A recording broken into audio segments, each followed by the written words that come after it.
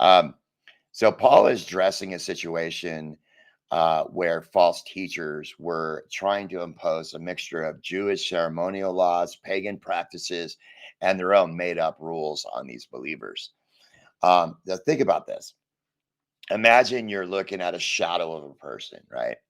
Now, the shadow gives you some idea of what the person looks like, right? But it's just a dim outline, right? Now, imagine being so focused on studying and measuring up to the shadow that you completely ignore the actual person standing right there, right? That's what these false teachers were doing. They were so obsessed with the shadows, the rules and regulations, right? That they were missing Christ himself. So, what really breaks my heart about this situation, and I think it broke Paul's heart too, is that these believers in Colossae were being robbed of their freedom in Christ, right? They were being told that Jesus wasn't enough, right? That they needed Jesus plus something else, right?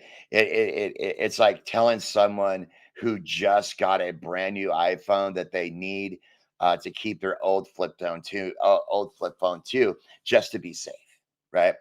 This matters to us today because we're constantly facing similar pressures. Maybe it's not about food laws, or Jewish festivals anymore, but we still deal with people trying to add extra requirements to the gospel.